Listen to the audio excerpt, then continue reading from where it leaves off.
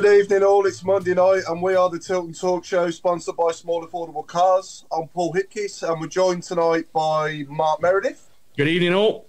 Alan Watton. Good evening everyone. Mark Adams. Good evening everybody, hope you're okay. And the main man on the buttons, Chris Brown. Good evening. And tonight we are without Claire and Craig for the time being. Claire's able to join us at all tonight, unfortunately, but we're hoping that Craig might be able to spend a bit of time with us later from a box in St Andrews, probably stroking a cat on his knee. I think they're both at St Andrews for a meeting, aren't they, for the official supporters club, is it? Yeah, I think so, yeah. It is the OSC. So we have a smaller team tonight, but yeah, let's get straight into it then, guys. So obviously we came out on the wrong end of a Championship Classic match, obviously a 7-goal thriller at St Andrews, and it was a bit heartbreaking in the end, wasn't it, Alan, when we conceded that 96-minute winner? 96-minute winner, and he managed to find 9 minutes. Most of what gets me is most of that time wasted was by them. When they went up to 3-2, they started messing around like no tomorrow, and they didn't do much when it was 3-3, and they didn't actually do a fat lot. Then that they were probably happy with the point. Then they suddenly realised we were knackered, and so that they benefited from their own misbehaviour, basically. And at the end of the day, the referee, it's his opinion how much time is added on. It doesn't have to be down to the nanosecond. If he thinks that, well, the time we've lost is because the side that's actually winning the game now, he can decide one way or the other.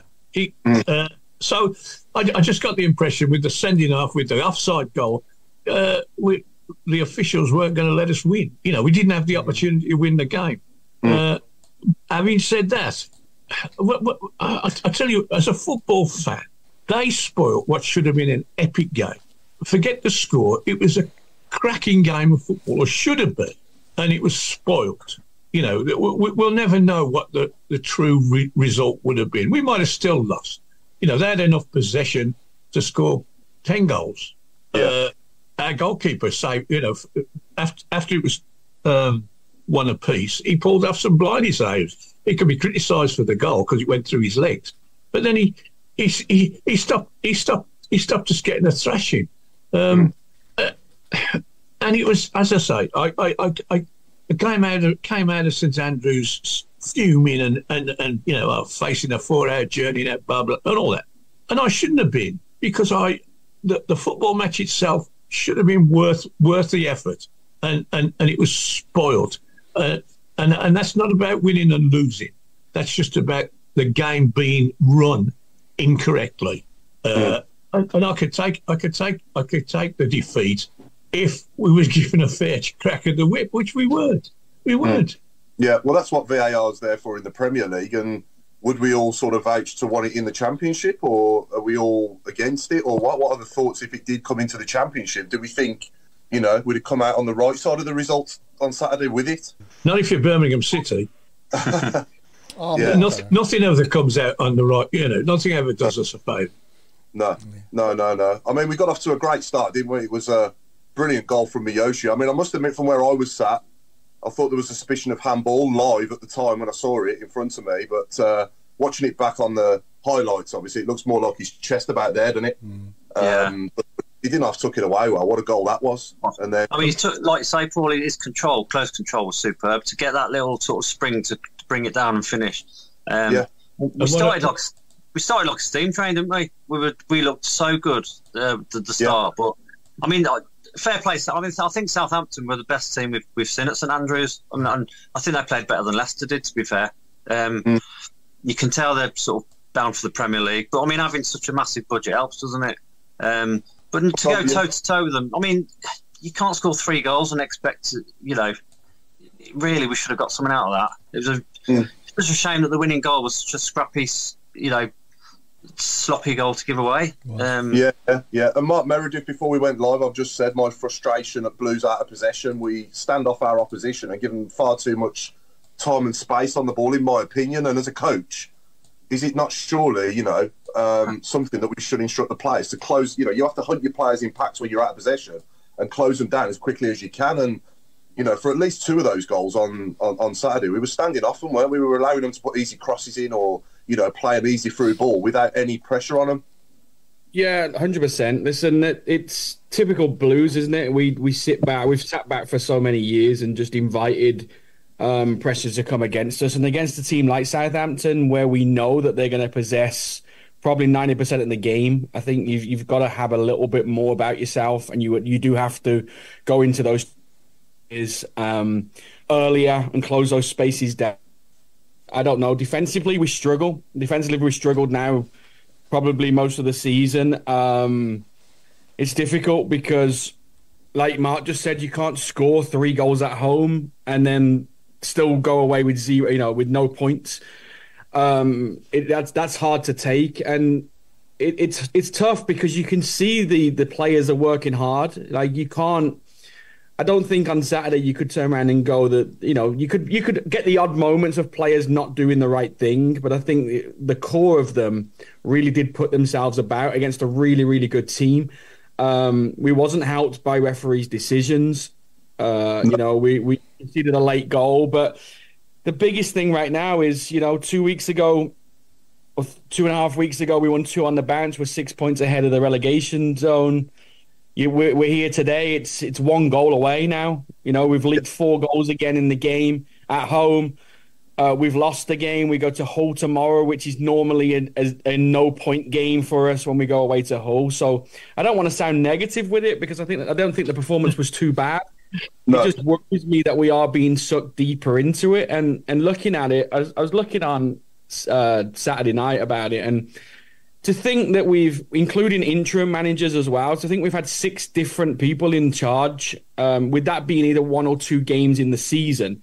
We've had 6 different leaders out there on the touchline in charge of the guys, and that's tough. We have to have the consistency. And when you look at it as a club and as a team, there's been no consistency in leadership. There's been no consistency in performance, in results, and also just in the starting 11. And if that may be down to injuries and suspensions and just players coming out because they need a rest.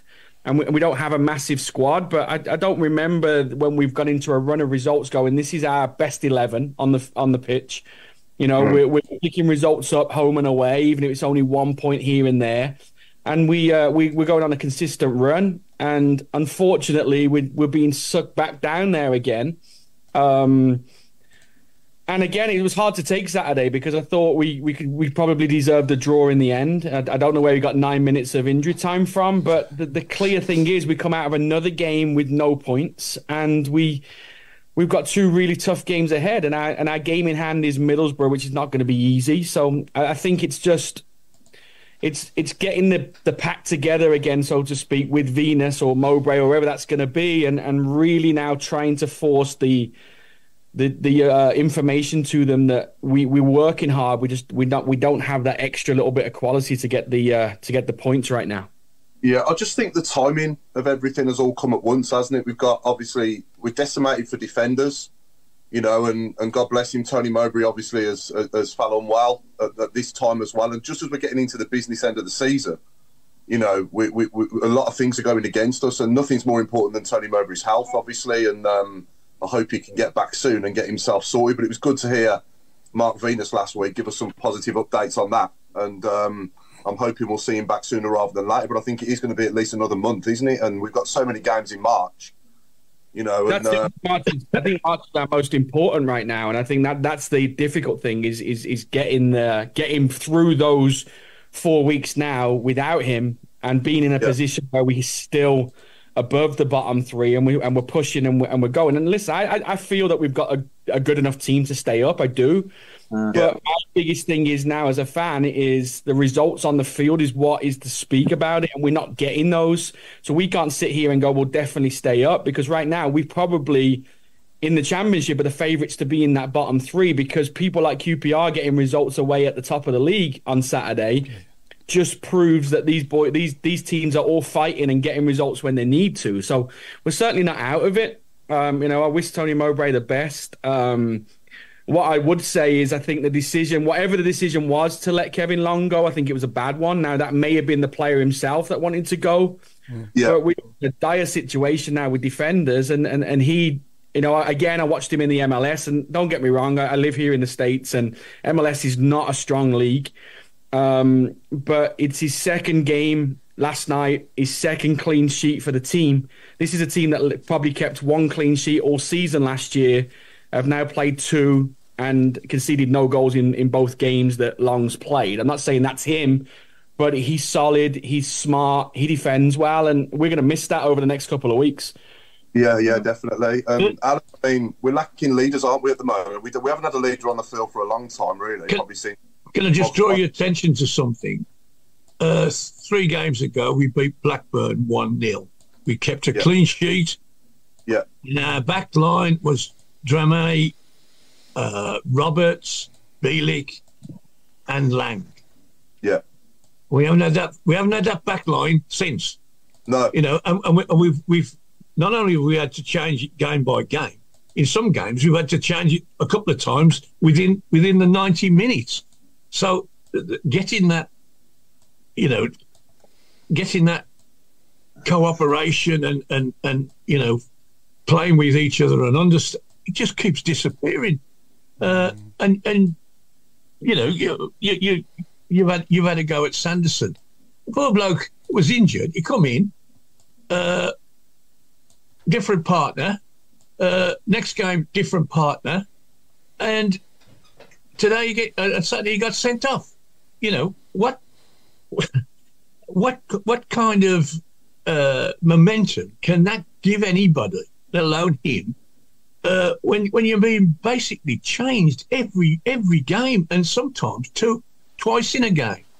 I think, going back to that Blackburn game, sorry, Alan, going back to that Blackburn game as well, another massive thing that we had was our leader on the touchline, which I think is what we're really badly missing at the moment on a match day. Oh, absolutely, yeah.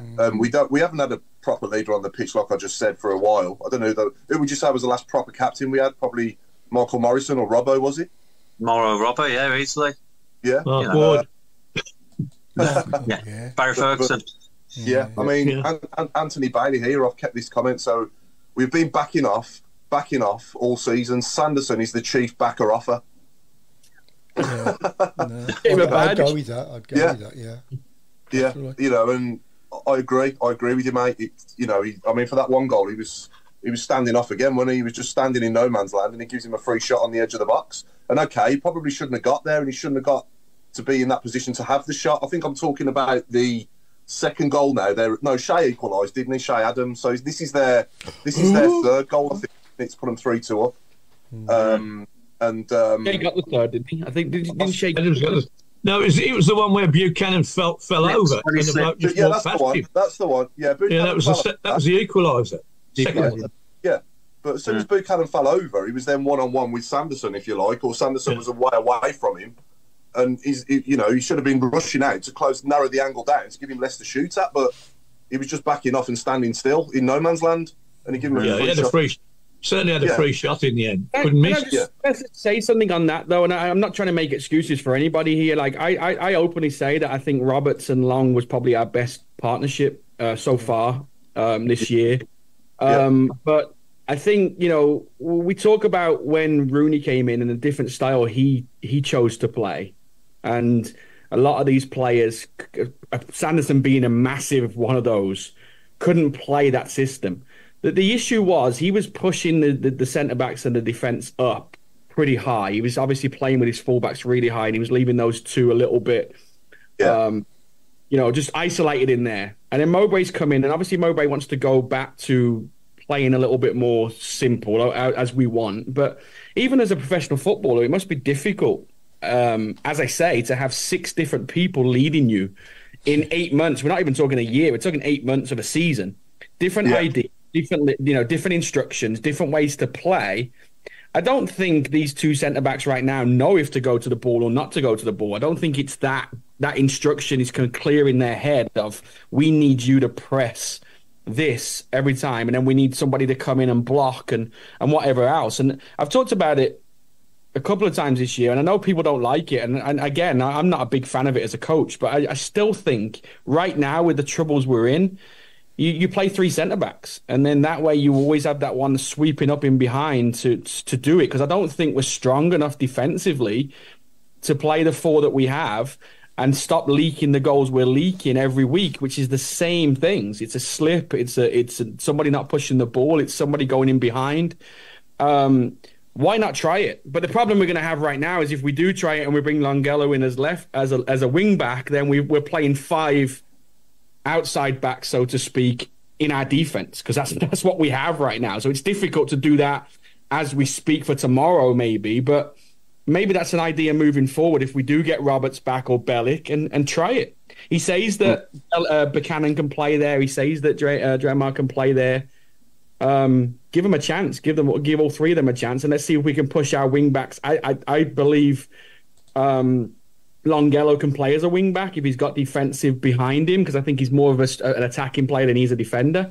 And I'd love to see Laird going forward on the right side. So for me, it's worth a try. Still play 2 up top then, but obviously then you've got to pull out one of your midfielders, and that's a hard choice because the midfield aren't doing too bad right now.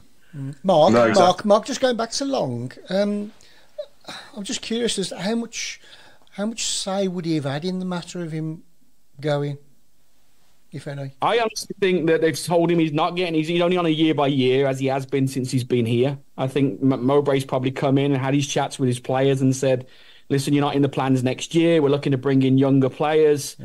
And I think Long's probably said, well, I've got this opportunity now to go to America. I can get a visa for myself and my family. Let me go now and do that, so that then at the end of the season, if I want to stay on, a little bit like Ridgey did when Liam Ridgewell went over here, they stay on as coaches here, and they build a life here with their families. It's one good way of getting into the country on visas through the MLS. Yeah. So I think he would have had some say about it. I don't think he's just been told, right, we're shipping you off to America. It may be just for him, if he's retiring at the end of the year, it might be just a future plan for him and his family. Yeah. Good comment from Pete Taylor earlier. Remember when we couldn't score? Remember when it was hard to score against, but we couldn't score? Yeah. It's the other way around now, isn't it? Yeah. Just think we need some. Sorry, Paul. Just think we need some warriors up and down. In our penalty box at both ends. We were talking the last few weeks about our strikers don't dive in and they're not finishing the game with blood all over the noses. I know it sounds corny, but we need it at both ends. I mean, there was nobody took charge of those aerial balls on Saturday in our defence. There's nobody busting a gut to hear it or. Yeah. I think there were some good performances out there on Saturday. I thought Laird had a good game. I thought Iwu had his best game in a blue shirt as well. I didn't think he particularly played too bad. I will give Sanderson some credit for the ball over the top for Stansfield's goal, which was a good ball. Yeah, I mean, I know their defender flicked it onto him, but even so, it was still a good knock over the top. Great pass. The distance he had to run with that and the finish that he found was just top class, wasn't it? Yeah. What we forget about as well is it's just after Malachi scored, Bakuna had that shot off the post, and any other team, it bounces off the post, hits the goalkeeper on the back of the head and rolls in the goal, right? We've seen it so many times. I've never seen one like that. I've never seen one not go in the net. Oh, yeah. It was hit the back of the goalkeeper's head and gone in. Right. That went out for a corner. How did he do that? If that's 2-0, it changes. If that's 2-0 at that stage, 5 minutes into the game, it changes everything. Absolutely. I think we'd have gone on to win comfortably then. Yeah, I said that at the time. I said the second goal now in this game is massive. If they get it, then it completely changes the game. If we get it, then I think we could go on and win comfortably. I did say that to the people around me at the time. And, like you say, Al, anybody else, it probably comes off the post, it's the goalie and goes in, doesn't it? Yeah. How many times have those guys down the road scored this year with massive deflections that have gone into the goal? Because I've lost count on how many times I've seen it. Not with just them, but with everybody. Yeah. And ours is just, come on, mate, give us a break here. On a scale of 1 to 10, everyone here and everyone watching as well, give us your numbers on the shout box. How concerned are we about relegation? What's your relegation radar on? Or relegation worried radar out of 1 to 10? Really? Yeah. You think we're going to get? That's more or less thinking we're going to get relegated. Yeah. Mine's and I'll tell you why. Because we've got some tough games, and we've got some games against the bottom. And knowing us, our games against the bottoms are the ones we're going to fall down on, because they're busting a gut. What we could do with is playing 3 or 4 games against people who are in the middle of the table and have gone, they're on the beach. Yeah. I look at all the fixtures and I think I can't see one that's going to be like that. Because it's to do with the league being so tight. I mean, we played Norwich the last game, and I watched the highlights of the Norwich game on one programme, and they're talking about Norwich being on the edge of the playoffs. So by the time we play them, they won't be on the beach; they'll be fit and firing. And it's tough, and if we can't win by scoring 3 goals, how are we going to win? I've been on and on all year about with a 1 goal a game team, and we've got to start upping that. Well, we've upped that, but we're letting them in the other end at double the rate that we did before. Yeah. Our defensive record was half decent. Now it's we've 7 goals in the last 2 games.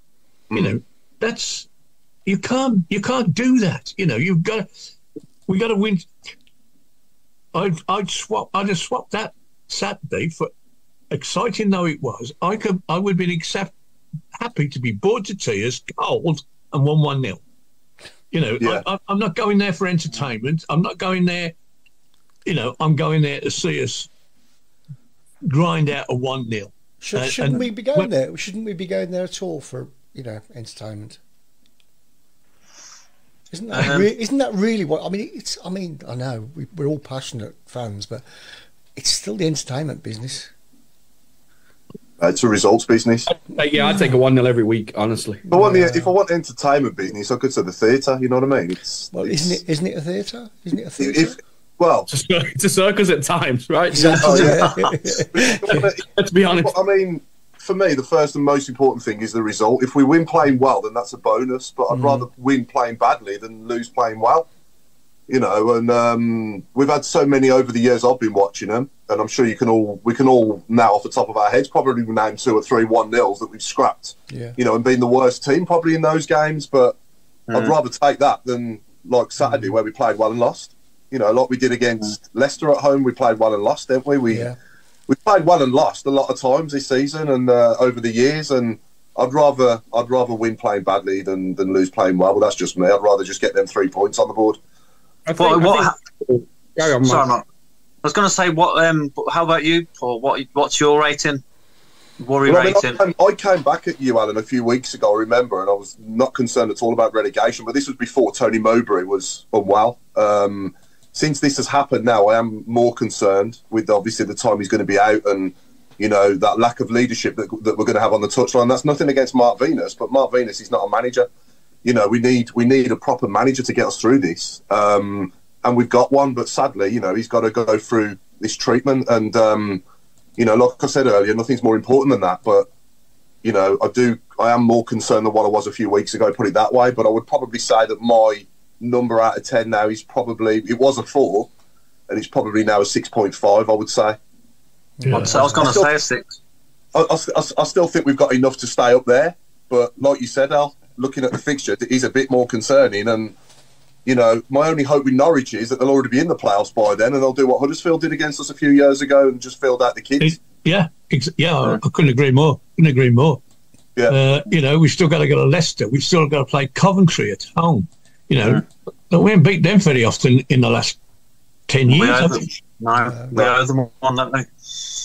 No, but, we need to...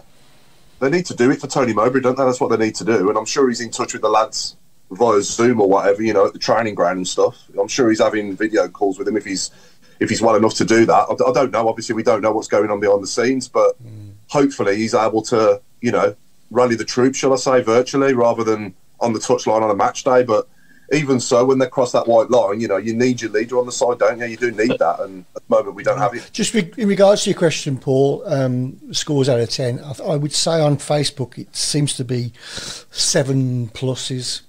They're a bit more moderate on YouTube. I'd say a bit more mid-range. But yeah. What's yours, Chris? Oh, yeah, I'm probably... No, I think we'll be okay. I'd give us a 4. There's got to be 3 worse teams than us in that league, surely. Of course, yeah. It's plenty of time. It's too much time. There's too much time left. But looking at it, though, I mean, they all won the weekend, the teams below us. Yeah. How on earth did QPR go... Sheffield Wednesday, where are they coming from? QPR go to Leicester and win. I mean, that's ridiculous. That's unreal. My biggest concern is exactly like I agree with Alan totally on it, is Sheffield Wednesday away this year for me was probably our worst performance. And we sat on the show a week before that saying, you know what, this Sheffield Wednesday is a massive game for us. It's a relegation game. Yeah. We'll be okay. We should have enough to beat them. We went there and I thought it was the worst we played. You go to QPR and do that, and you lose to Millwall and those teams around you. I look at it now and I think I would have actually kept QPR in there. Now QPR are above us, only on goal difference, but they're above us. And then you've got Huddersfield and Stoke below, who are 2 pretty good teams. Like, they're not, Stoke for me on a relegation team.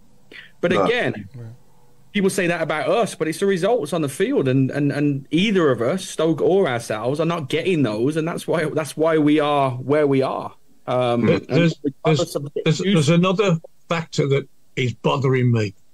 The fact that we've got 9 blokes out of contract at the end of the year, where is their motivation?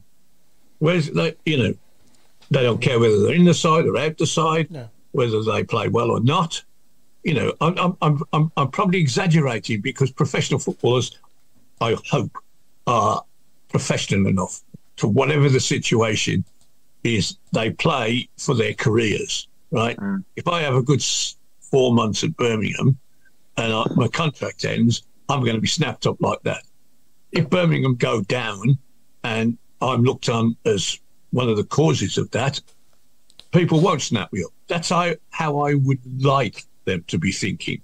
However, human beings are human beings, and when things go against you, you can drop your shoulders, drop your head, and think, oh, well, what am I bothering for? That's a factor that is, and I'm sure other teams have got 5 or 6 players in the side whose contracts are up at the end of the year. It's a common thing in football these days. But we've got 9. The only, I'm just looking at the table now, Alan. I can see that Middlesbrough, obviously, that Middlesbrough game next Tuesday night is massive for us.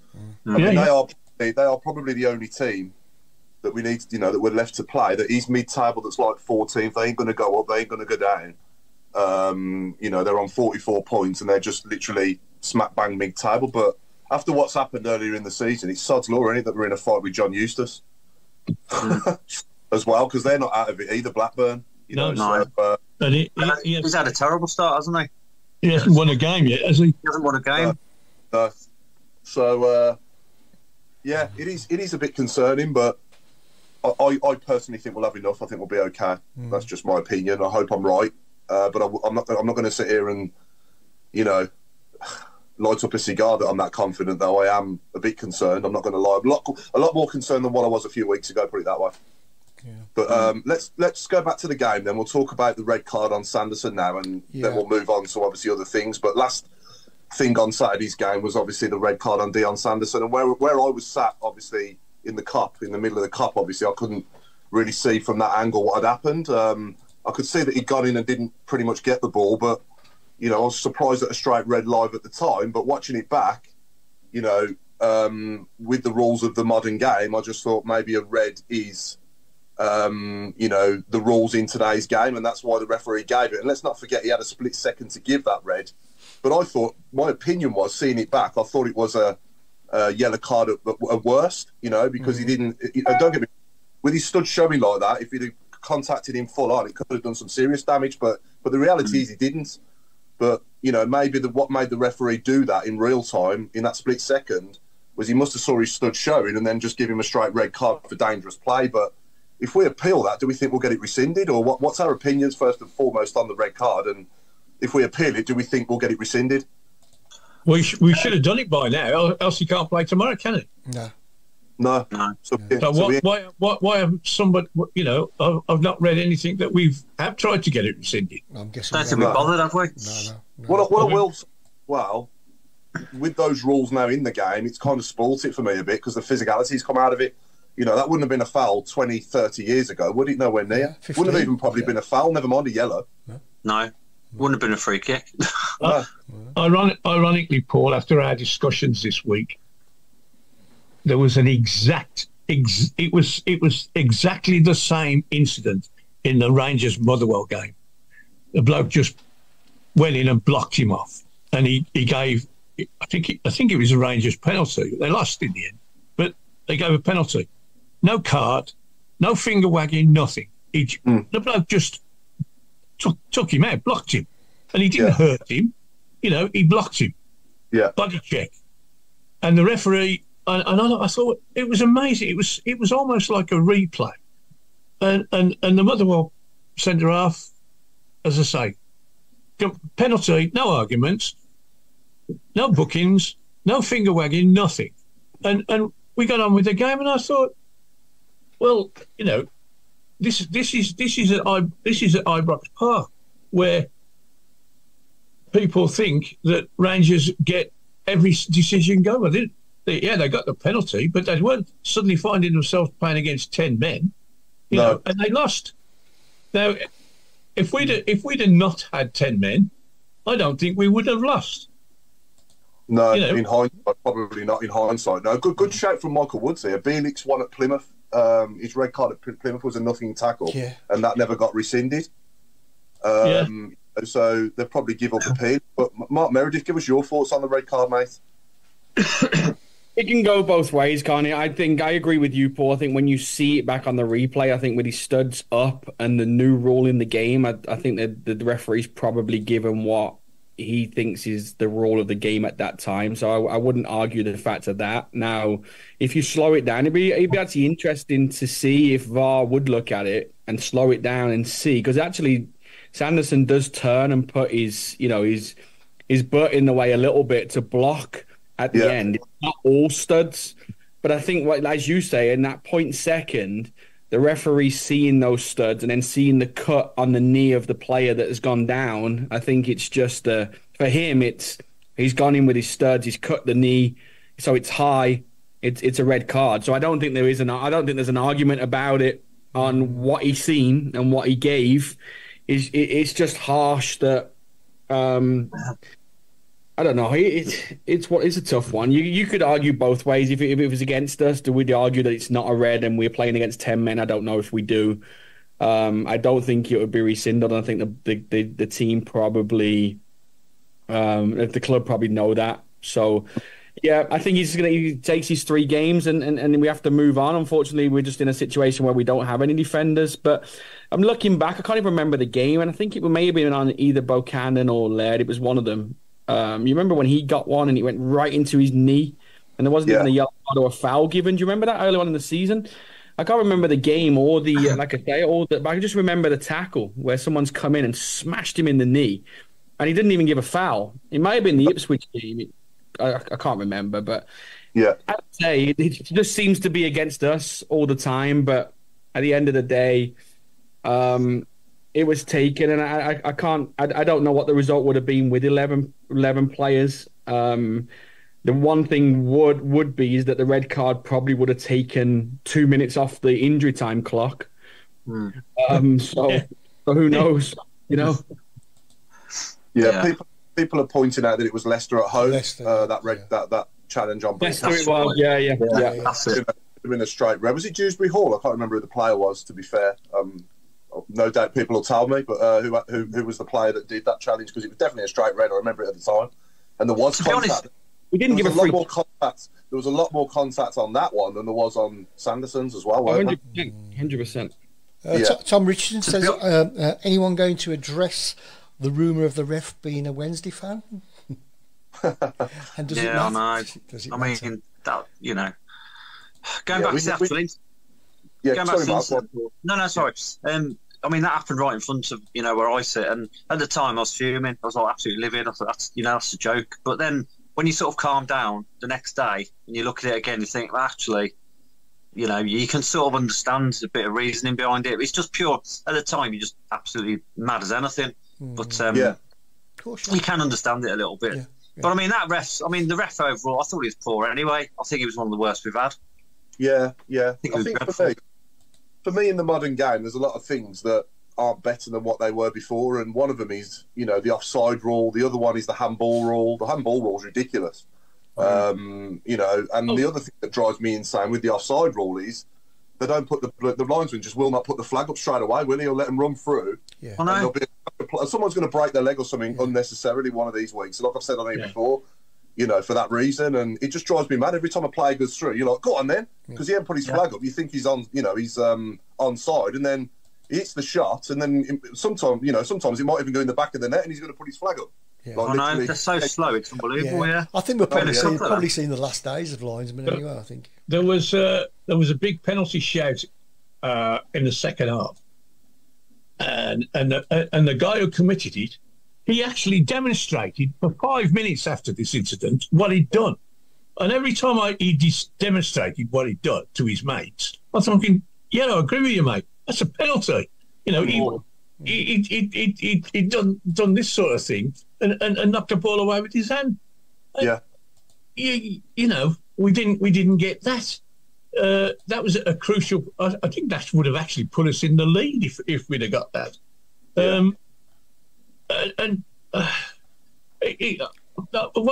I almost you feel embarrassed to be talking about referees when you've lost, but the facts, the facts are there. We couldn't have done much more. Could have defended better, I suppose, but we couldn't have done much more in that game of football. A, to entertain the public. B, to there was nobody on that pitch. So you say, well, he did nothing. Everybody, backs to the wall, and everybody was throwing themselves about and whatever. But just run out of steam in the end. Because we suddenly, but we played 105 minutes. We played 105 minutes of football. You're only supposed to play 90 plus 2. It's unbelievable.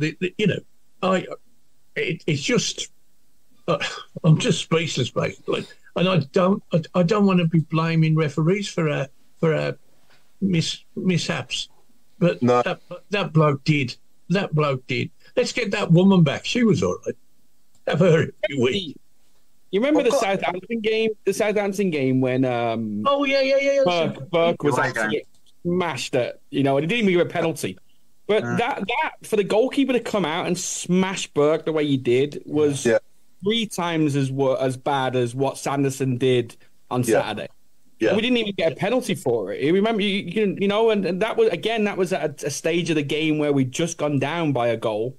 Yeah. And it's probably the only thing that Burke has probably done in a blue shirt the whole season. But it was a penalty, regardless if he gives a red card or not. If you watch that challenge back and then watch the challenge from Sanderson, there's pretty much a lot of similarities into it.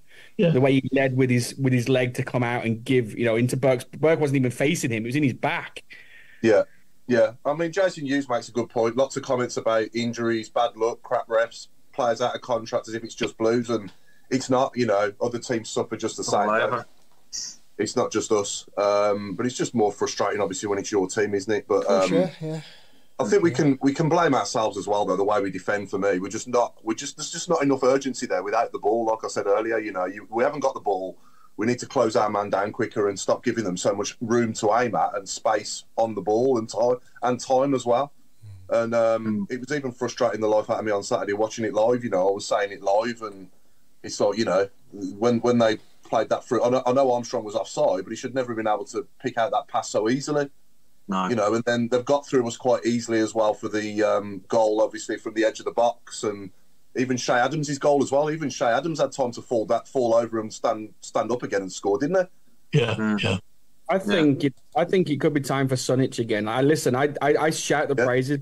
Zal, I thought the Zal's done really well, but he's a career midfielder. Sunic is a dog out there. He'll run and he'll just protect and he'll win tackles, and we miss that. We miss it because we've taken Bellic away from that, and we've taken Sunic away from it. And now our midfield now are full of flair and going forward. Just don't have a clue how to defend when we lose the ball. That's our issue. How do we feel how would we? Sorry, Mark. How would we feel about putting Sunic as an emergency centre half if we had to? I wouldn't. I would put him as a 6 in front of Buchanan and AU, because I think he can still protect and he can still be that third centre back, but he's still got that gap in between. That's what I would do. That's his position as a 6. Yeah. He'll do it, but you've got to be smart enough to say to him, listen, your job is to protect the 2 guys behind you, because they're not real centre backs. And I just think he would do that job for us. I just think that we focus a lot, as I say, on getting the ball and trying to push forward now, which we're scoring more goals, which is great. It's when we lose it and we don't have that little bit. We get the Bacuna, Bacuna for me is a great player. Just doesn't have the defense in him. He's lazy. He can't get back. You know, someone like Sunic or Bellic, when he's fit in that 6, really helps us just protect that a little bit when we lose. Yeah, you need that ball winner. You need that ball winner, don't you? It's so important to any team to have that player in the middle of the park that can win the ball back for you. To be honest, Paul. I mean, going to what Mark said, I'll bring Sunic back, and I'll even give him the captain's armband as well. Yeah, because he was played out with skin when he was wearing that armband, and I think I'll just make him captain again. Yeah. A lot of people asking after Craig and Claire. They've just realised, 45 minutes in, they've just realised that Craig's not on. So, they're both at St Andrews for an official supporters club meeting, and don't be surprised if Craig joins us a bit later if that meeting finishes early enough. If it doesn't, then they'll be back next week. And next week we're joined by, hopefully, Chris, I'll let you finish my sentence.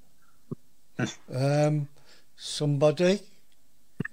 Hopefully we've got Harley. Hopefully we've got Harley Dean and Harley Dean. Yeah, Harley. Yeah. Harley. It's going to be the Harley show. Yeah, it is. That's going to be a cracking show, that isn't it? Yeah. That'd be really. Yeah, if we can get them both on, that'd be brilliant, wouldn't it? Because his son's just signed for Blues as well, isn't he? So that's great. Well, that was a great headline, that was, wasn't it? Harley Dean signs for Blues. Yeah, absolutely, yeah. They got a few people. I want to say something completely irrelevant to Blues, but some sad news today that Tony Green has passed away. From a child, I used to absolutely love Bullseye on a Sunday night when I was a kid, and one of my favourite ever programmes. And sadly today we've lost Tony Green, the legend that was on the office. People every Sunday night. I'm sure we all remember him. Maybe not Mark Meredith. Nah. That's him. It's the bloke. It's the bloke. Yeah. Oh, him. Yeah, him. Yeah. Oh, right, yeah. Oh, that's sad. Let's see what you could have won. Yeah.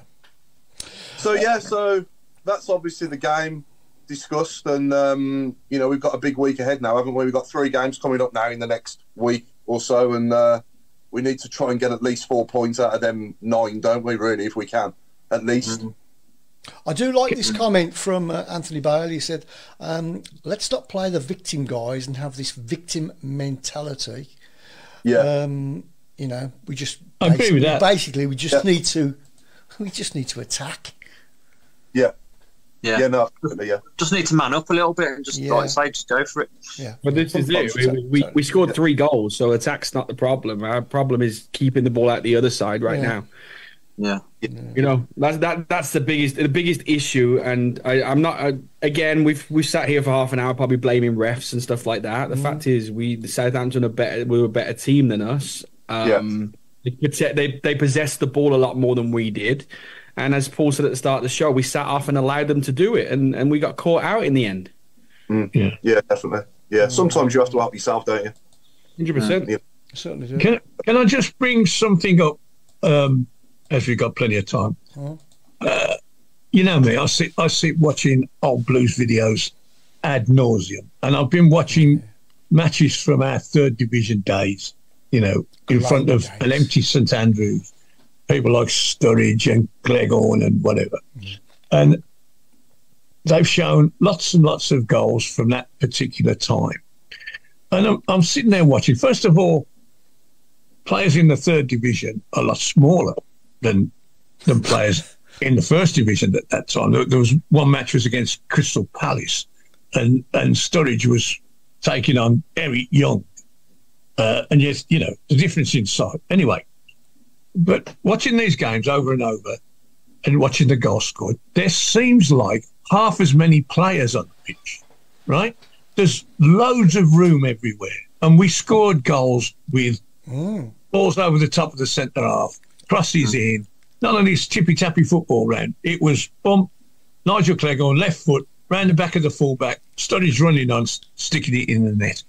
Yeah. And it was a completely different game. Now, that sort of crept up on me. Watching what we see today, watching what was going on then. And don't forget, we were a third division side and pretty poor, to be honest. We've 4,500 people were watching.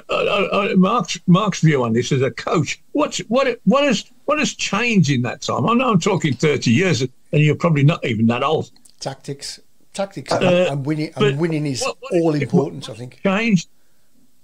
I think what Chris said earlier has summed a lot of it up. We coach now, and we shouldn't, but we're told to coach now on the entertainment of pretty football and playing the ball out from the back and all of this stuff. Where 20 years ago, 30 years ago, it was get the ball to the striker as quick as you can and deal with it in the attacking third. If you look back in our history, we had John Gale, we've had Kevin Francis, we've had Nikola Zigic. We've had big, tall players that maybe aren't the best on their feet. Not that they're not bad on their feet, but everything is with their head. Get it up to them and play all of your football in the final third, because that's where you're going to get your goal. Don't mess around playing the ball from the back four. Don't mess around, because we can't do it. But Blues, over and over again, we make mistakes. We play silly little square balls. We lose it. We try to play out the back and we fall over. It's just it's back to simple. Harry Redknapp came in a few years ago when we were in a relegation battle. He just stuck Dukey up top first game, played 4-4-2. Ball goes over the top, header, and you score and you win the game. Right? It's basic. Yeah. The game has changed in not 30 years, in 10 years, I think, to the fact that coaches now, we've got people like Pep Guardiola now that are masters at it, but he has billions of pounds to buy the best players that can do that job. Unfortunately for us as a club, we don't have that. We have to play to the strengths of our team, and I don't feel like we do that enough to get results. And that's why I think for the 6th or 7th season now, we're fighting relegation again. I mean, how often do we see a goal kick now just kicked up the pitch rather than it kicked out to the fullback or the centre half? Yeah, that's never see it. Yeah. You don't see it very often, do you now? No. And also the pitch is all important now, whereas in 30 years ago you'd play in a quagmire. It didn't. Yeah. That was still equal footing, wasn't it? You know what I mean? Yeah. You remember the days when you were losing with 10 minutes to go, and you put someone like Darren Purse or somebody, just throw him up top for the extra strike. Yeah. And then just kick it. Put the pressure on the defense and win something in the air, because it's going to drop down and someone is going to get an opportunity. They don't do that now. Even when you're losing the game with 10 minutes left, they're still trying to play the same football. And unfortunately, we're not good enough to get that in the goal by playing the football we play. Yeah. I was gonna mention as well the journey home from St Andrews. Alan, I know you have obviously a 4-hour journey, so I don't want to sit here and moan too much, but getting out around St Andrews now in a car is terrible. Nightmare, isn't it? It's terrible. Funny you should mention that, because the Sunderland game, right?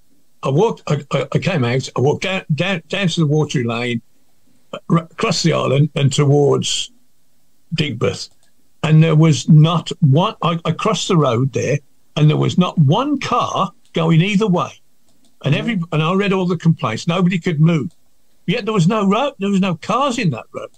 Now this week, I'm looking for the same thing, because there was a pretty good crowd, and it was chocker. it was I could have virtually walked over the roofs of the cars to cross the road, and I thought, well, what's different? And I think obviously people got away a bit quicker this week, but with the 27,000, you just can't cope. They can't cope with that. I mean, I saw people pulling out. They can't get out of their car, and there's a car coming the other way, and they'll just pull out and stop him to try and get out.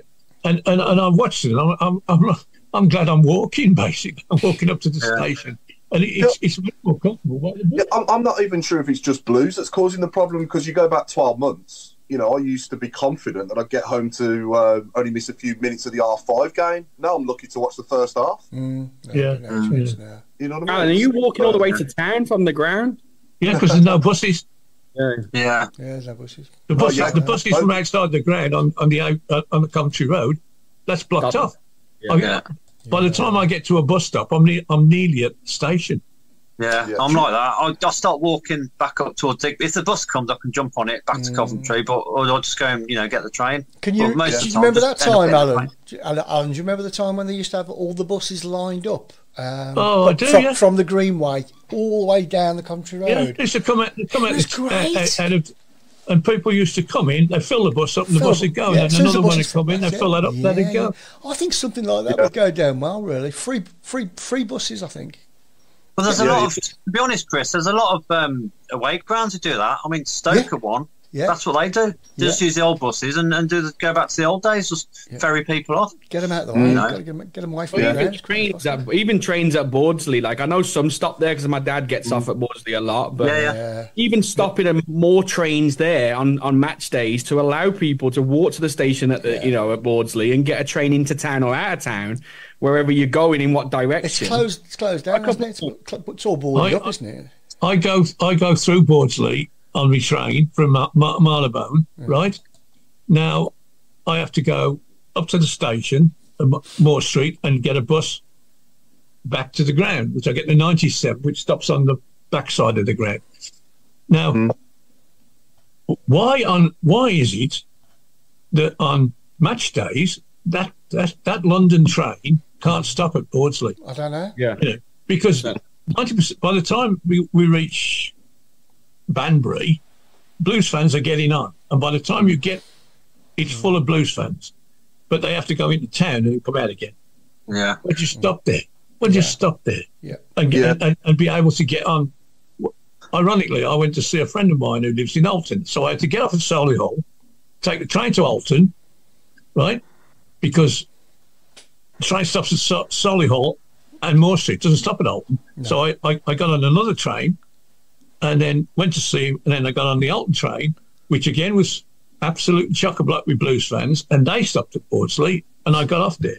But coming back, I had to go back into town to get on the train. It's crackers. Well, the club obviously listened to us, so I hope they're taking notice. Thank you. Yeah, absolutely. I liked what we've done on the car park, though. The car park was pretty good with the DJ. Did pop-up bars and all that. The week before, a couple of weeks before against Sunderland, we did have the pop-up bars, but we didn't. I don't think we had a DJ, so they've added the DJ this week, just got, and that was pretty cool. That was good. That was pretty good. Yeah. Just talking about that, Paul. Obviously, with the DJ and stuff, I just want to mention. Obviously, I know they got the UB40 concert. I don't think there's ever been a game followed by a concert straight after. I was talking to my dad about it. I was like, if you feel the game doesn't finish until 5 o'clock, some people are going home and don't want to watch UB40. Some of the away fans are probably all getting back on their coaches, buses, whatever. They're going to change a 45-minute. Are they going to get a stage up in 45 minutes for a 5:45 start, as they say they're going to? Because for me, that's difficult. So how long are these people going to be hanging around waiting for the concert to actually start? Yeah, that's the thing, isn't it? It's okay. It's an hour-long concert, but you'd be waiting an hour for it to start. So I just hope they don't lock us in. I hope they do. I hope they leave Paul and his dad in there. That's a good question. That's a good question. Not a joke. That's a serious comment, because you might have people like sneaking in and whatever to watch UB40. You know what I mean? If they're opening the gates for people to go out, how are they going to stop people? Well, let them come in. Yeah.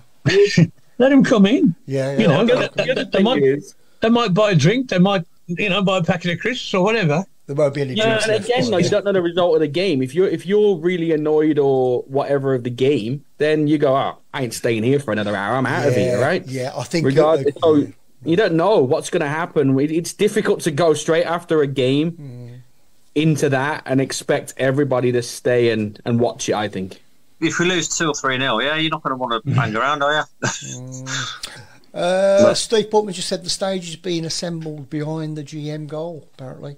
So. Oh, okay. And then they're just going to roll it out. Yeah, I'm guessing Preston won't bring. Or are they going to be playing behind the GM? Oh, okay. Yeah, the stage will be behind the goal. Oh, yeah, I was thinking behind the stand. Then that probably no, behind the stand. It's still a lot of equipment to get set up, though. Isn't it? Yeah, it's a lot to. It's a lot to do. Make sure Preston are kicking that way second half and then put it in the goal. Yeah. Well, yeah. Oh, yeah. Well, I suppose they've got a 1 in 10 chance. Here we go. Sorry. It'll give them a bit more food for thought when it's shooting that way. To be fair. Oh for God's sake! I thought you didn't like this stuff, kind of music. You know it all.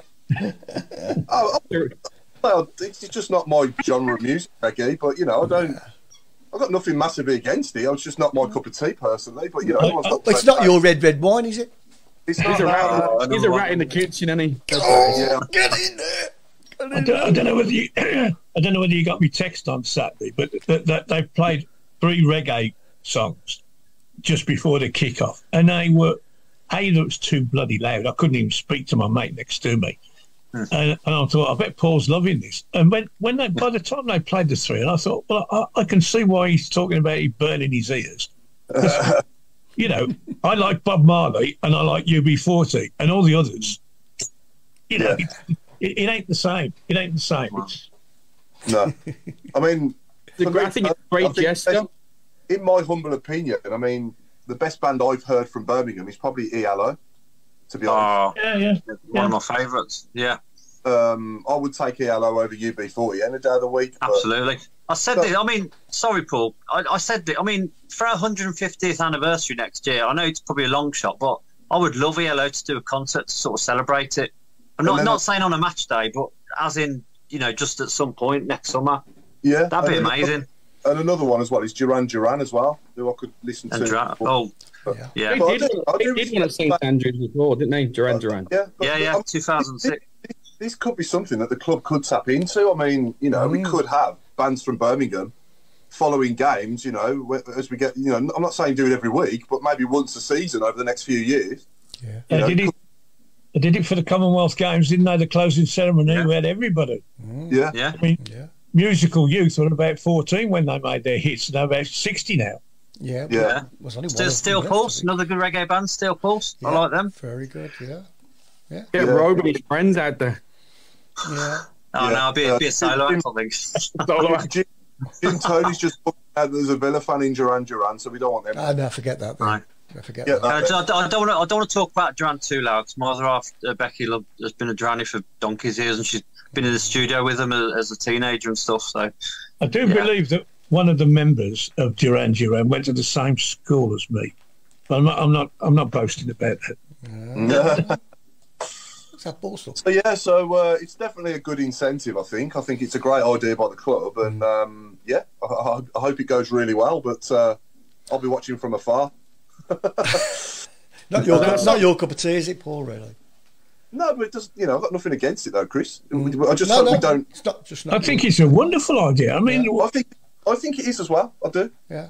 No, I mean, I can think of better bands, but I can see it'll work. It's going to work. Yeah, I think Food for Thought. After we've won, when they play Food for Thought, I think that works in the stadium when it comes on. Yeah. But talking about next, I know I'm going off on a tangent, but next year for 150th, does anyone think we're going to get a really good glamour sort of friendly? Don't know. I think they'll make a big fuss of it. I think they'll do something really special. Yeah. They'll do something really special for it, I would have thought. I'd love a big, like a, dare I say, like a Barcelona or something, fair Real Madrid. Real Madrid. Haven't played us for about 100 years, so that would be perfect. Yeah, It just makes you wonder sometimes, doesn't it? I I'm sure Sanderson will have Bellingham and Vinicius Jr. in his pocket, won't he? Yeah. Because I know Real Madrid opened Bournemouth's new ground, didn't they, a few years back? So you never know. Yeah, right. Okay. Yeah. I didn't know that. Yeah. I think West Thomas played against them, which is unreal. Yeah. Can we stop the UB40 jokes now, please? The next one will get a ban. Yeah, we'll move on now. Ray Hobro. They ain't got a song called Move On, have they? Thank God for that. Yeah, that's right. Ray's taking the higher ground. Oh dear. 150th year in League One, says Andy Bono. Ooh. Dear. Yeah. Hope not. ELO wouldn't work. Too many people would try and get in. Also, the police wouldn't allow it. But I'm saying if we had ELO as on a separate night, just held at Blues on St Andrews, doesn't have to be on a match day. Yeah. No, they could do all sorts. They could have boxing on there as well. Yeah, they've had boxing, haven't they, in the past? They've done the British Heavyweight Championship there. Henry Cooper and... I was 15 then, Chris. Yeah. And because he clashed with me, Ola. Who was the other guy he fought? Because he came to our house, he did. Johnny Preston. Johnny Preston, that's it, yeah. He came to your house and you don't know his name? I know, yeah. Well, I was only about three. So, you know what I mean? I was only about 3. I used to sit near Johnny Prescott at matches. Is he still alive? I doubt it. I don't know. I doubt it. He was a friend of my dad's. So he must be older than you. Simon Corbett said the quo. I presume he's referring to status quo. Yeah, there's only one of them left. There's only one original left now. They're Cockneys, aren't they? Yeah. I don't know. Yeah, they are. Yeah, they're Cockneys now. I don't know. Not a bad band though. I'll never forget. What was the song they played in Cardiff when we beat Norwich on penalties? Oh, Rocking All Over the World. Yeah. Right, every time we hear that song, it just reminds of Cardiff. Yeah. I just said I'll never forget that, and now I forgot the name, and then I forgot the name of the song, but I'll never forget the moment. Johnny Prescott. Boxing would be good. I would pay to see Rooney get knocked out. Yeah. Well, he actually came from a boxing family, didn't he, Rooney? He wants to be. His uncle and his dad, and I think he's got an older brother somewhere. I know that his younger brother was a footballer as well, but it was a boxing family, the Rooneys in Liverpool. Yeah. Jason Hughes makes a good point. We can't even sort out a Trevor Francis statue in 30 years, let alone sort a friendly out. That is a shame, really, isn't it? There's got to be something on the agenda, I think. I think it's in the pipeline. I think we didn't. I mean, he had his funeral in Marbella, didn't he? But you would have thought that there's something, a memorial service or something put on in the town. Yeah. He's our most famous son. He beats James Watt by a mile. But you know what I mean. And nothing was done, and I. Yeah, I know they put that memorial up outside and put it in the ground for a couple of weeks. But do you think if Kenny Dalglish died, that people in Liverpool would, want something to mark his passing? It's a bit odd. It's, mind you, they wouldn't let us have a parade for winning the cup. So somebody died, that probably. Wouldn't bother with that. No, I think if they get the new stadium, they may do name a stand or put a statue in as they build the stadium. That may be just what they're waiting for. That's what I think. Yeah. Surely they can't let it go unnoticed. Surely. No. I can't. They've got to. I think when we do move, which will be within the next 6 or 7 years, I think it'll happen. It will happen. But I do like, I must say, on the positive side, I do like the way we're going forward now. When we've got the ball, we're much better with the ball now than what we were. It's just that we seem to have got worse without it. Yeah. So we can find it. It's all about finding that happy medium and hopefully, stop letting in soft goals and continue scoring at the rate that we're scoring at. And then hopefully we can get enough points on the board between now and the end of the season to see us through and keep us above that dreaded bottom 3. That's the one positive, isn't it, Paul? We're not losing to teams around us. We are losing against the high, the higher teams. So, yeah, there's a few positives to take. Yeah, I mean, saying that though, Mark, we did lose to Stoke at home and Sheffield Wednesday away. They're both below. Yeah, that's true. But yeah, no, overall we ain't doing too bad there. But we just need to get some points on the board and do it quick. Starting tomorrow night. We didn't beat Huddersfield either, did we? Or did we? We're Eustace, wasn't it, at home? We did at home, yeah. Eustace. Yeah. Of course we did, yes. Of course we did, yeah, 3-1, wasn't it? Dembele got 2. That's right. Yeah. That's it. Yeah. Let's do our predictions now. Then we might as well, mightn't we? So, what's the prediction? Just before that, Paul, I think we should say thanks to everybody who came last week to the live event. We thought we really enjoyed it. Yeah. It was brilliant. Yeah. Really good night, wasn't it? The live event was great. Yeah, I hope everyone that came, that was in the audience, enjoyed it as well. And it worked really well there, didn't it? And while we're on the subject of the studio as well, please come and join me this Thursday night as well with Michael Morrison and Paul Robinson at the so-called studios in Acott Green for the Captain's Night as well. I've got some good fun stuff lined up for them as well, so it should be bound to be a good night. Yeah, it's a great little venue, that is, isn't it? It's a great little venue. Nice, cosy. It really is. Yeah, it really is. Can I say from a distance, the whole thing looked very, very well, very professionally done. It looked like a proper radio stroke, video, whatever occasion.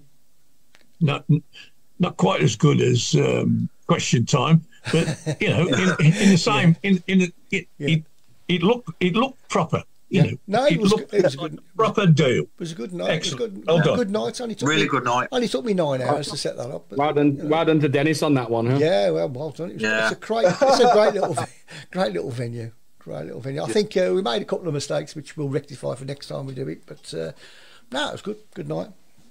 Yeah, that's the only way we learn, isn't it? By mistakes. Yes, exactly. But yeah, predictions then for tomorrow night and predictions for Saturday as well. We might as well do. So we've got Hull away tomorrow night, haven't we? And then Millwall away on Saturday. Is it? Sorry. Yeah, that's right. 2-way game. Yeah. Oh, when you're 95% sure, and that 5% makes you apologise in case you're wrong. But yeah, Hull away on tomorrow night. Then I'm going to go 1-1, and Millwall away, I'm going to go 0-0. So I reckon 2 points out of the next 6. I reckon we're going to draw 2 there. I think we'll. Yeah, sorry. So I was going to say 1-1. A patched up team will get a 1-1 tomorrow, and I think we'll get a 2-2 on Saturday. I think 2 points. Okay, Alan. I'm inclined to agree with the 2 draws, but I don't think there will be 2 draws. I think there will be 1 draw and 1-0 draw. Yeah, I think I got a feeling we might win tomorrow. I know, but because nobody's expecting us to, because we've only got half a team. We don't win at all, do we? Millwall's funny place. I've been there about 10 times, and I've only seen us lose once. That was the first time I went. But I'm not going Saturday. I can't get a ticket, and I certainly ain't going to sit with the Millwall fans. So I'm going to sit and watch it here on the screen.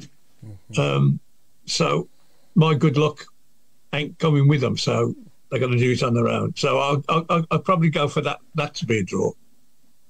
Yeah, because again, Millwall beat somebody who they had no right to beat, didn't they, on Saturday? Who was that? Yeah, they won at. Who did they beat? Millwall. They did win somewhere good, didn't they? Was it Sunderland? I think it was. Yeah, Sunderland away. Yeah. Yes, it was. Yeah. Mark and Chris, Mark Meredith and Chris, give us your predictions for tomorrow on Saturday. I honestly think we'll lose both. I hate to say that, but I just think with the defence as it's going to be in the next couple of games. I think 2-0 Hull tomorrow, and then I'm saying probably a 1-0 loss Saturday. And again, my heart would say I'd definitely take 2 points out of the 6, but my head says right now that I think we aren't strong enough with what we've got right now to go to both places and get anything. Yeah. Obviously, I hope you're wrong. Sorry, I probably wrecked the show. Yeah, I'd probably go with Mark, that. that sounds far too logical. Yeah, we're not expected to get anything, are we, at all? So I'm going to go for a win. I'll go for a win at Hull and a loss at Millwall. Okay. There you go. Yeah. No, people pointing out that it was Watford that Millwall beat. Sorry, Yeah, not it was. Sunderland.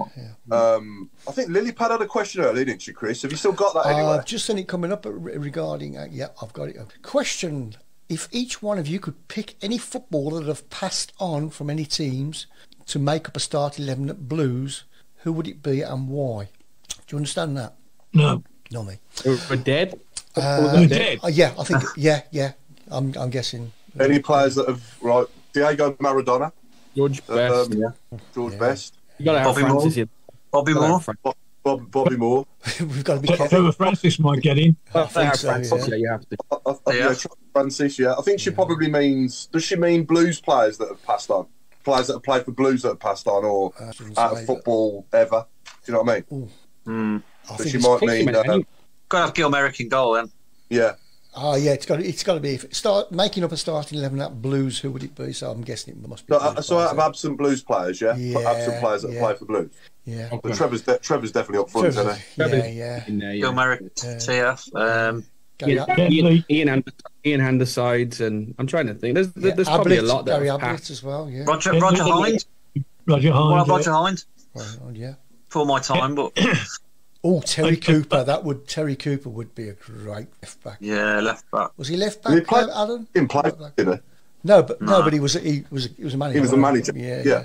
So we'll have that. Yeah. I think the forward line from the 60s of Mike Hallowell, Jimmy Bloomfield, Jimmy Harris, Ken Leake, and Bertie Hall might. At least 4 of them would be knocking on the door of any all-time great side. What Eddie Brown? Ooh, Choo Choo Benitez. Eddie Brown? Eddie Brown. I never saw Eddie Brown. I've heard him talk. He's a very funny man. The nutter. Yeah. Oh yeah. What about Howard Kendall? Oh yeah. Yeah. Oh yeah. Oh yeah. We to be honest, we could put up a great team, really, couldn't we? Good team, right? And Frankie, fun-time Frankie Worthington. Oh yeah. Frankie Worthington. Yeah. Somebody said Christian Benitez earlier as well. Bless him. Yeah. There's not many in our time. Obviously, Mark. There's not many players that I'm pleased to say that most players that I've seen are still here. Yeah. Yeah. Oh yeah, for sure. Yeah. And John Fran and Paul Tate are not dead, so you can't. Keep them going. Thinking about the team that Trevor played in that got promoted with Latchford and Hatton and all those. Yeah. It's ironic he was the youngest member of that team, and yet he's probably, apart from Roger Hind, of Stan. Stan Harland. What was his name? Stan Harland. Harland. Malcolm Page's Gary Sprague. Yeah. Dave Latchford, Bob Latchford, Bob Hatton. That's all still knocking about, good and healthy. I don't know if Gary Sprague is still alive, hasn't it? I think he didn't. Gary Sprague died. Yeah. He died not long ago, didn't he? Yeah. Oh, crikey. Yeah. But Gary's lifestyle was not the type that was going to live forever. No, and he was an awful goalkeeper when he came to Blues. Really, it wasn't great. No, it wasn't. Yeah. No, but we have had some great players over the years though, and hopefully we can get those days back. Over the next 3 to 5 years, I'll say. I'd like to think that we'll be sitting. In 2 years' time from now, we'll be sitting watching much better players than what we are now. If obviously what these new owners are saying, they can actually pull off what they're saying, they can actually deliver what they're telling us, then, which I think they will. It's just going to take time, and I think for me, relegation this season is unthinkable for that reason. Because if we can stay up this season, then I think we are in for much better times. From next summer on, from this coming summer onwards, if we do stay up. It's about limping through, and it limp through to May, and then just get rid of the deadwood, and then just rebuild. I know we keep saying it, but I don't think. If the worst came to the worst, and I hope I'm completely wrong, if we did ever go down, I don't think they'd walk away. I think it'd just be a blip, but I think they'd be determined to put it right. Yeah. Well, David Sullivan did exactly the same thing, didn't he? Yeah. He came in, threw money at everything, and we still went down. Still went down, yeah. and he got us from the third division to the Premiership. Right. I did hear a quote from Mr. Cook.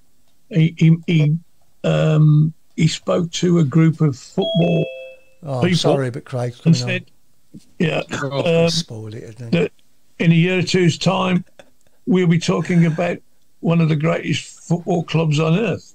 Oh, look who's here. Oh, yeah. There he is. Oh, yeah. Can't hear them, so that's brilliant. I was going to say, they're talking on mute. Yeah. I can smell the whiskey from here. Hello. Oh, that's better. Like a pair of drunks, Are don't you they? doing all right? You all right, Claire and Craig? Yeah, not too bad, thank you. But the Blues matters at the moment. If I'm the Alliance. Where about you? Those guys, they gave you jumpers. Turn your background I'm going to switch off the picture in the background so you can all see where we are in the post sheets. I was going to say, you're not in the Alliance, you're in the Tilton there.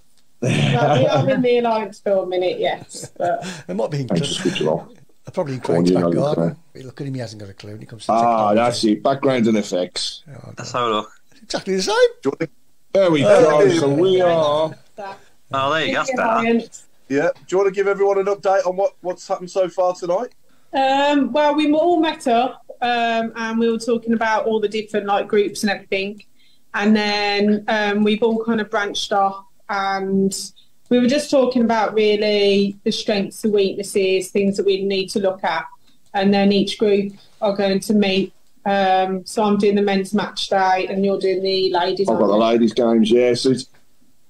So in terms of the content and what people have gone through. But what's been interesting is hearing the points of views of all the different people involved. So there's always, with the Blues Matters, somebody from the club. Then there's somebody leading that's generally a fan. So Ellie, for example, is doing the ladies. Who's doing yours, Claire? I can't remember his name. Is it? I don't know. I don't remember. It's all a bit of a whirlwind. One job. But it's the one thing I can say is, there's going to be a lot that goes on with Blues Matters across all the different areas, and it's going to be something that the club will be publicising. And the idea is that we get the feedback and then that's acted upon. So with all of what we've just gone through, it's not about just saying we're going to have a whinge. It's actually about what can we do to improve things, how can we change it, and then that will be acted upon. So as it puts to us, no idea is a harebrained idea. If something was cost 70 grand, as I said to us, it just definitely wouldn't happen. But if there's things that can be done in a short space of time to help improve things, then they'll listen. So there's going to be a lot of involvement. There's also going to be a lot that goes into the open house and stuff like that. So there'll be way more interaction than I think people will have ever seen before.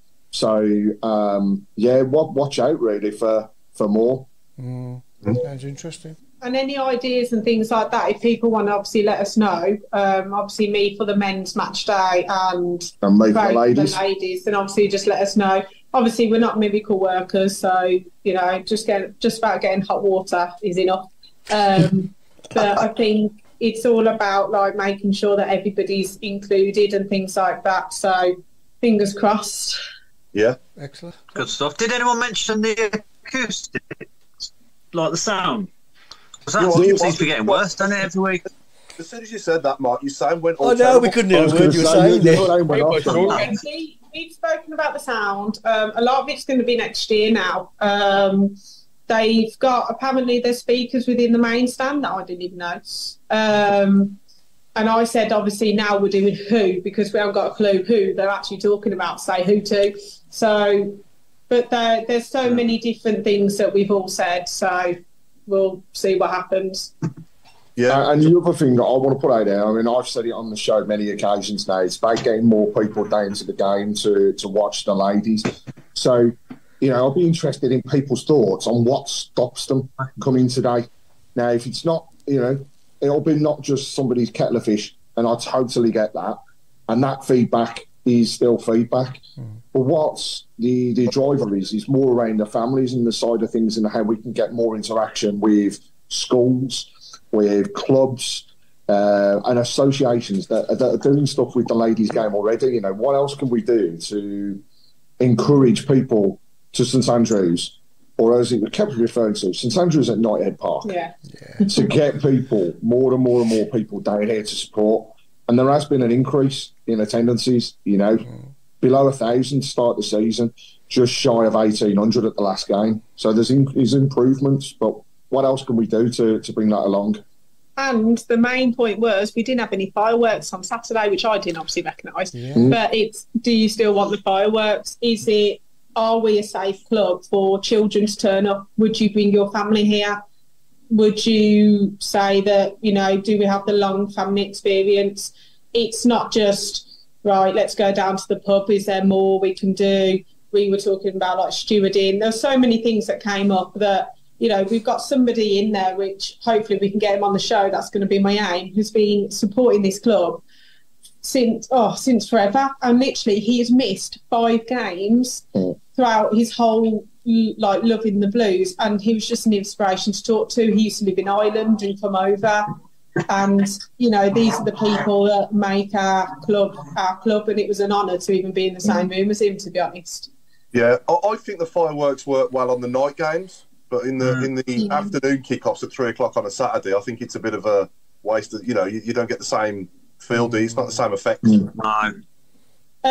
I know there's a lot of people talking about transport. We will be looking at that as well. But again, we were talking for half an hour and we didn't even get onto that. So I think the men's match day we're going to be quite busy, to be honest. Indeed. That was brought up about the ladies as well, was the fact that some people just cannot get here because there isn't the transport links that we would like. So there's a lot of different things that have come about.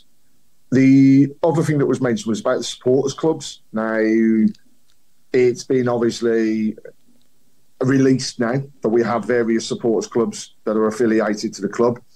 I'd just like to say I got my first set of feedback following the show last week, and thank you to Kim who sent it over. We got that into the club and the club acted upon it.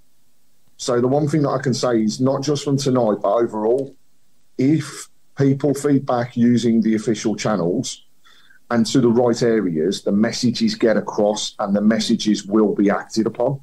Might not be straight away, but they will do something about it. So all feedback, positive and negative, please get across to us so that we can get those details to the club. And the surveys you get, they actually do look at them and the data. So I did say when Rooney was involved, I did put a lot of people were like, what's the problem with the match day? Well, it was Rooney using the dugout and things like that. I have said that obviously we've got to stay up this season or else we're already 10 years behind. We will be another 5 years behind if we don't stay up. So I said, we can talk about all this all you like, but if we don't stay up, do you know what I mean? So I think on the pitch, if we improve on the pitch, then obviously more people will come. There's so many ideas out there. So obviously we're not miracle workers, but it might be, obviously I can see like a lot of transport things coming up on the socials and things like that. So just let us know. But obviously if there is something that you think actually that would improve it, the people here are the best people to kind of like talk to. Yeah. Who's hosting the event there tonight? Is it Jeremy Dale or Gary Cook? He's here. Jake's here. Jake was the one who was doing it. There's some people on Zoom, but it's quite a full house, isn't it, really? Yeah. We had Sarah Westwood join in from the club as far as the ladies are concerned. That's going to be Hope Powell moving forwards. You've got Dale Moon here as well. So there's a proper assortment of people that have got, an involvement. Big Singh's here. So Vic is going to be heading up the South Asia side of things.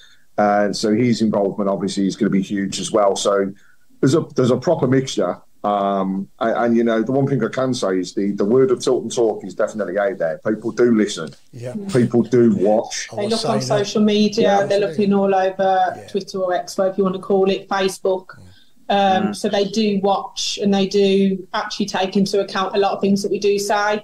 I think because how we do it on here as well, we're quite to the point, but we're opinionated as well. They can see the passion because that's what they want to see. That was first thing on the thing. Give us the passion. Everybody is a Birmingham City fan. Everybody's got an opinion. It's just great. It's been really good, actually. It's really, really, really positive, and that's the one thing that I would say is they started with the open house, and it was actually how they opened up this evening. It was a breakdown of what they've done so far. So when they first took over, there was a promise of 6 things. Those 6 things now have actually all come to fruition. They've launched the Blues Matters groups. They've done the first open house. They've got the official supporters clubs there. All of those routes improve communication. And there's just so much more to come. It's scary, and it's not 2 months, 3 months, 6 months, 12 months. They're talking tonight about these groups' 3-year plan. So there's a lot to go on, but communication is two-way. So we've got to continue it, and they will listen. And those who haven't got in on this tonight, because obviously we're lucky that we managed to get chosen for whatever reason, is they are still going to include them in other things as well. So if you do get involved, your voice will still be heard. And I think the more that we did say weaknesses because we're not perfect and we're nowhere near perfect, but we're a lot better than we were 6 months ago. Yeah. So actually, there's still things to improve. There's always things to improve. They were comparing us to Man City. Obviously, they're kind of like model. Obviously, we are a lot further away from that. But I think if the football improves on the pitch, we've got to stay up. We've got to hopefully play better than we did the weekend and try and score some goals and win some football matches. But it's for the overall match day, getting that next generation in. We've all supported this club since we were little. We remember our first game or the highlight of our games, and it's all been the experience. 4 years old, are you going to remember the game? No, you're going to remember buying that hot dog and getting that shirt and seeing Bo Brummie, and I think definitely it needs to come back. Yeah, it needs to return back to old. Yeah, good. Yeah, no, I think that's the most important thing you said there, Claire, is that the main thing that any football club that gets bums on seats is the results, isn't it? The results on the pitch and that league. And that league position that we're in as well. We're all tired of, 17th or below, aren't we? Or finishing around 17th every season. And, getting boring, isn't it? Yeah, so, it would be nice to have a season finishing above 17th, and we can still do that this season. Yeah, have a safe season would be great. It'd be great to be safe by like March, April. And then just chill for a bit and just enjoy it. And then you could get kids for £4. Then you can get all these people down because actually we're safe. We're playing football freely. So we'll see. But we've got to beat Hull and Millwall first. I did ask earlier, I'll ask you guys because you've joined us. On a scale of 1 to 10, where's your relegation worried radar? I think with 13 games to go, playing the teams around us, would 10 be really worried? 10 would be relegation. 10 would be relegation. I would say a 4 or 5 at the moment. Ask me in 4 games' time if we haven't won any of them. Then I think by Easter we will know where we're going to be because we've got QPR over Easter. I think we've got Preston as well. March is our biggest month. If we can win some games in March, we will be fine. If we do not pick up points in March, it will turn into an 8.